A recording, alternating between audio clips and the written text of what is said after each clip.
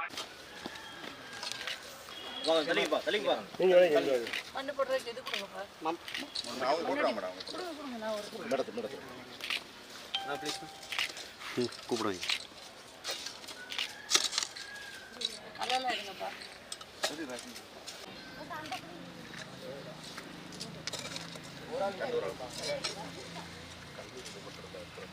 Okay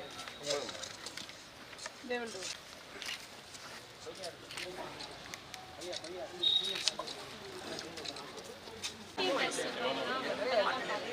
அது வீட்டுக்கு போய் பார்க்கணும் அதுக்கு சொல்ல போகிறோம் எத்தனை விமன் ஹெல்த் வாலண்டியர்ஸ் இருக்கீங்க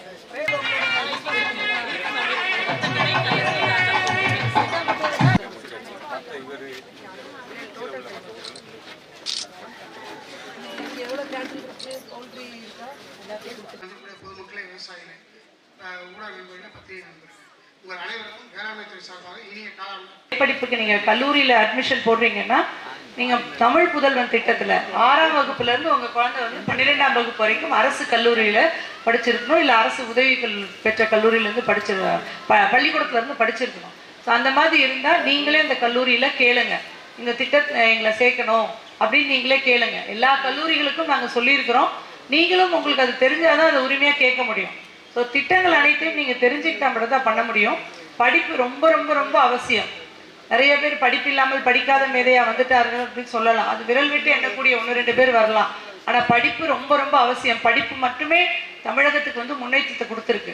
அதனால எல்லா குடும்பமும் முன்னேறணும்னா தயவு செஞ்சு உங்கள் குழந்தைங்களை படிக்க வைங்க. அடுத்தது வந்து அது உண்மையான மக்கள் பிரதிநிதியாக இருக்கணும் இல்லையா? அது எப்போ இருக்கும் அப்படின்னா அனைத்து மக்களும் ஓட்டு போடும்போது மட்டும்தான் அவர் வந்து அந்த அந்த பகுதியில் மக்கள் உண்மையான மக்கள் பிரதிநிதியாக இருப்பார். ஒரு 50% மட்டும் ஓட்டு போட்டாங்கன்னா அவர் அந்த 50% ஓட்டு போட்டதுலையும் 30%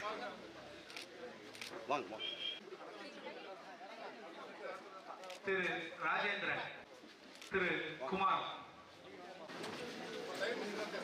பிரவீனா தேவி, அடுத்தபடியாக யோகேஸ்வரி, வாங்க வாங்க நிறைவா வாங்க திரு சந்திரன்.